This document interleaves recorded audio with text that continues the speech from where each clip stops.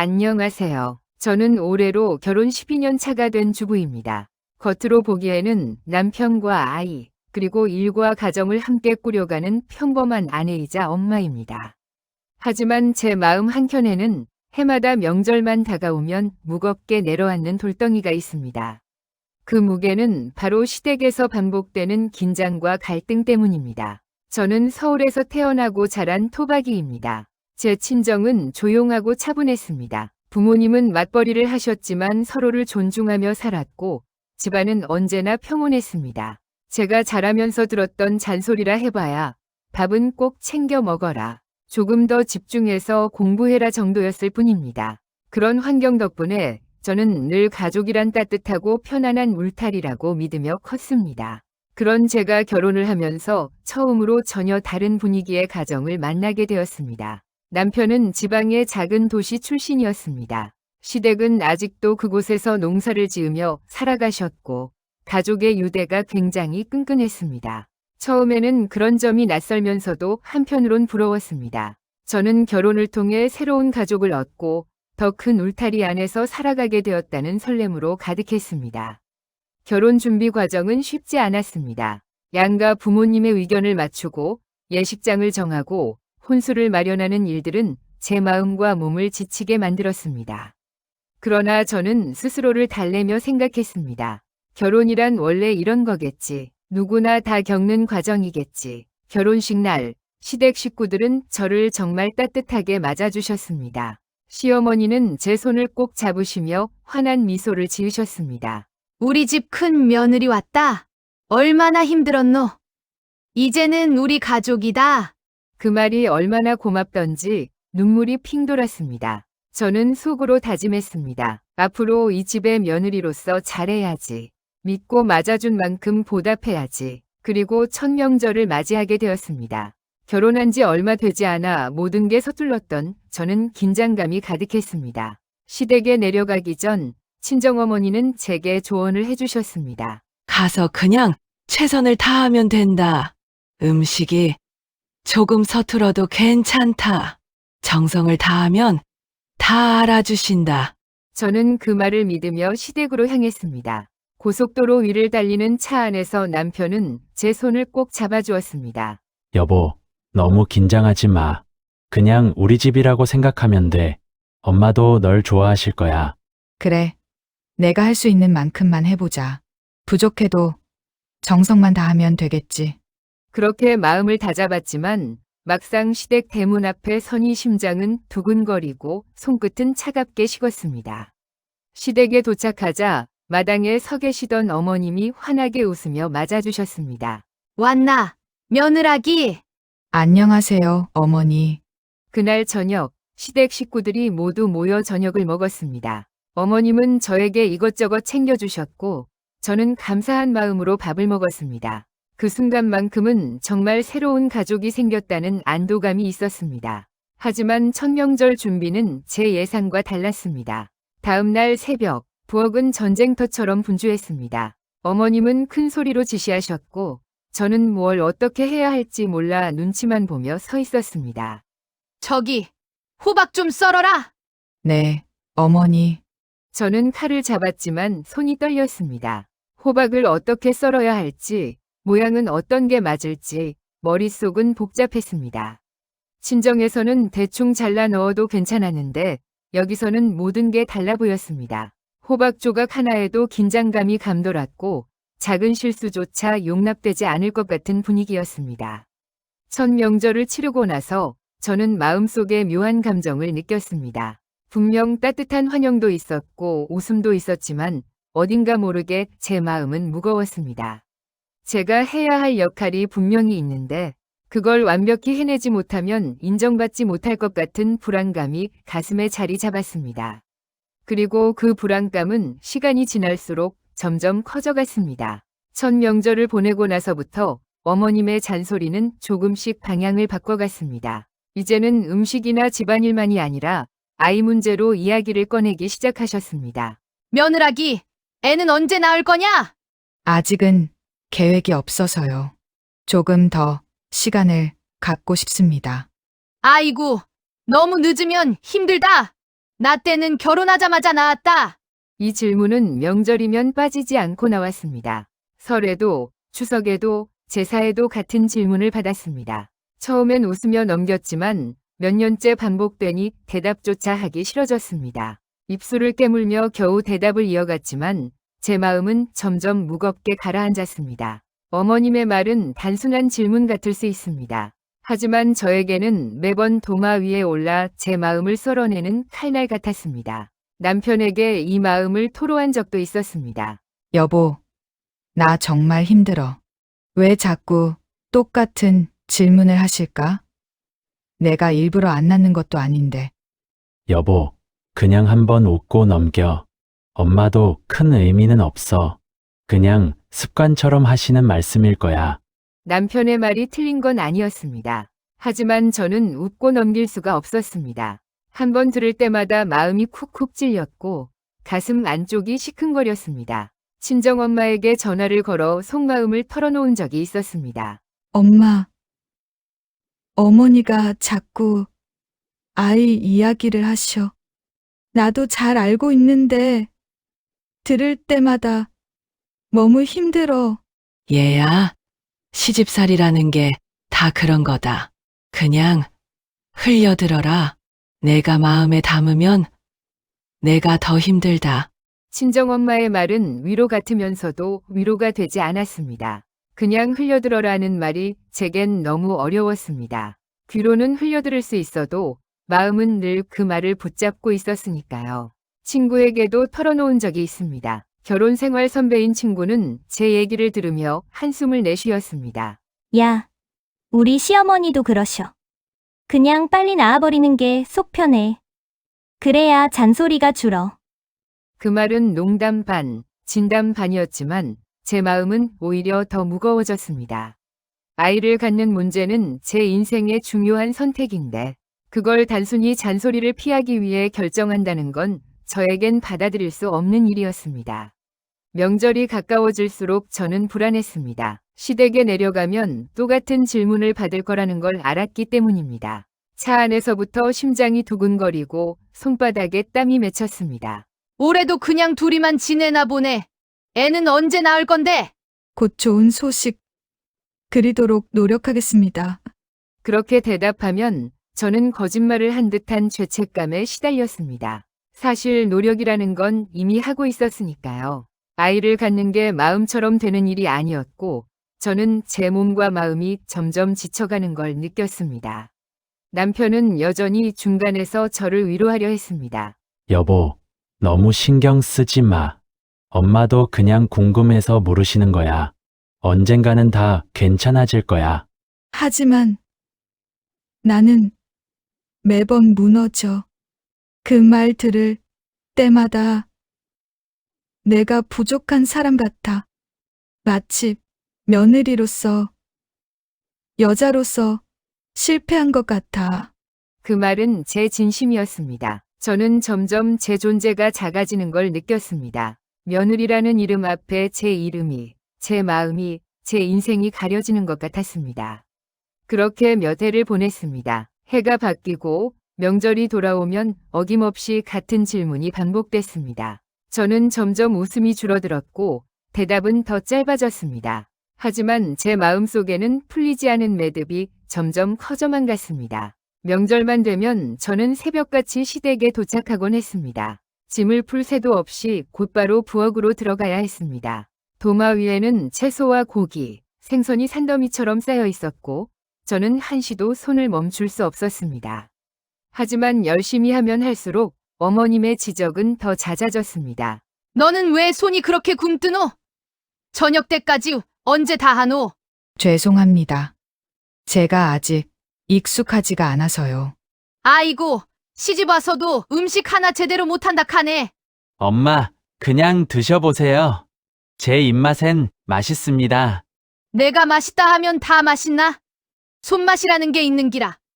남편의 말이 고맙기도 했지만 그 순간의 상처는 결코 가벼운 게 아니었습니다. 제가 한 모든 일은 늘 부족했고 칭찬이라는 말은 들을 수 없었습니다. 설날이면 만두를 빚어야 했습니다. 저는 모양을 예쁘게 만든다고 나름 정성을 다했지만 어머님의 눈에는 늘 부족했습니다. 만두 모양이 왜 이래? 이건 제대로 붙이지도 못했구만. 국에 넣으면 다 터진다. 다시 해보겠습니다. 추석에는 송편이 문제였습니다. 송편을 빚을 때 모양이 고르지 않다고 꼬지람을 들었습니다. 송편은 이렇게 반달 모양으로 해야지. 네, 건 다 울퉁불퉁하잖아. 네, 어머니, 다시 해보겠습니다. 여름 제사에는 고사리 볶는 법으로 지적을 받았습니다. 기름이 너무 많다, 간이 세다, 불 조절이 맞지 않는다. 어머님의 눈에는 모든 게 흠으로 보였습니다. 이렇게 하면 어른들 드시기 힘들다. 음식은 정성도 중요하지만 법도가 있는 기라. 김장철에도 사정은 다르지 않았습니다. 배추를 절이는 시간이 맞지 않는다며 다시 하라는 말씀을 들었고 양념이 덜 배었다며 다시 버무리라는 지시를 받았습니다. 손끝이 얼어붙고 허리가 휘어도 칭찬은 없었습니다. 저는 점점 제 존재가 작아지는 걸 느꼈습니다. 명절이 다가오면 제 마음은 이미 무겁게 내려앉았고 시댁 대문 앞에 서기 전부터 숨이 가빠졌습니다. 차 안에서 남편은 늘 말했습니다. 여보, 너무 신경 쓰지 마. 엄마 성격이 원래 그렇잖아. 그냥 한 귀로 듣고 흘려. 나는 흘릴 수가 없어. 들을 때마다 마음이 찢어져. 내가 아무리 해도 어머니 눈에는 늘 부족한 사람일 뿐이야. 남편의 위로는 고마웠지만 그 말이 제 상처를 덮어주진 못했습니다. 저는 매번 마음속에서 작게 무너지고 있었습니다. 어머님의 말씀은 단순한 잔소리일 수도 있었습니다. 그러나 저에게는 매번 날카로운 화살이 되어 가슴에 꽂혔습니다. 저는 어느새 웃음을 잃었고 대답은 점점 짧아졌습니다. 나는 왜 이렇게 부족할까? 왜 이렇게 인정받지 못할까? 며느리라는 이름 앞에서 내 이름은 사라지고 없는 것 같아. 그 생각은 명절마다 해가 바뀔 때마다 더 깊어졌습니다. 그리고 마침내 제 마음은 무너져 내릴 준비를 하고 있었습니다. 결혼 10년 차가 되던 해 추석이 다가왔습니다. 저는 이미 명절 전날부터 마음이 무거웠습니다. 부엌에서 또 어떤 잔소리를 들어야 할지, 어떤 지적을 받을지 그 생각만으로도 숨이 가빴습니다. 차 안에서 남편은 제 손을 꼭 잡으며 말했습니다. 여보, 이번에는 그냥 신경 쓰지 말고 편하게 있어. 내가 옆에 있잖아. 그래. 이번만은 마음을 다잡아 보자. 그냥 흘려듣자. 괜찮다. 하지만 그 다짐은 시댁에 도착하자마자 흔들렸습니다. 어머님의 목소리는 여전히 부엌에서 쩌렁쩌렁 울렸습니다. 며느라기, 마늘 다져놔라. 저기 호박도 썰고 빨리 안 하면 해 떨어진다. 네, 어머니. 저는 칼을 잡았지만 손끝이 떨렸습니다. 마늘을 다지는 동안에도 마음은 불안했고 곧바로 지적이 날아왔습니다. 아이고, 마늘은 왜 이렇게 굵게 다졌노? 음식 맛다 버리겠다. 다시 할까요? 에휴, 됐다. 그냥 내가 한다. 내 손으로는 안 되겠다. 그 순간 제 마음속에 오랫동안 쌓여있던 서러움이 한꺼번에 터져나왔습니다. 그동안 참고 또 참으며 눌러왔던 말들이 입술을 뚫고 나왔습니다. 어머니, 제가 도대체 뭘 그렇게 잘못했습니까? 매번 부족하다, 잘못했다 하시면 저는 어디에 서야 합니까? 저도 사람인데 매번 죄인처럼 살아야 합니까? 부엌은 순식간에 조용해졌습니다. 칼을 잡던 손들이 멈췄고 숟가락을 들던 식구들도 동작을 멈췄습니다. 공기마저 얼어붙은 듯 숨소리조차 크게 들렸습니다. 여보, 제발 진정해. 엄마도 그냥 하신 말씀이지.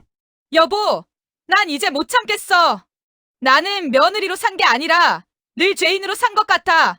숨을 쉬어도 밥을 해도 웃어도 다 잘못한 것 같아. 제 목소리는 떨렸고 눈물은 멈추지 않았습니다. 마치 오랫동안 눌려있던 뚜껑이 열리듯 제 감정은 쏟아져 나왔습니다. 뭐라카노? 내가 죄인이라니? 내가 며느리 잘 되라고 하는 말인데 그걸 죄라고 느끼나? 저는 잘하려고 했습니다. 최선을 다했는데 늘 부족하다고만 하셨습니다. 어머니 눈에는 제가 아무리 해도 부족한 사람일 뿐이잖아요. 어머님은 잠시 말을 잃으셨습니다. 제 울음 섞인 목소리가 부엌 가득 울려 퍼졌고 다른 가족들은 숨조차 크게 쉬지 못했습니다. 여보, 제발 여기서 이러지 말자. 우리 나중에 이야기하자. 아니, 지금 말할 거야. 나도 이제는 말해야 할 것 같아. 내가 이렇게까지 참고, 웃고, 맞추려고 했는데, 왜 항상 나는 잘못한 사람이 되는 거야?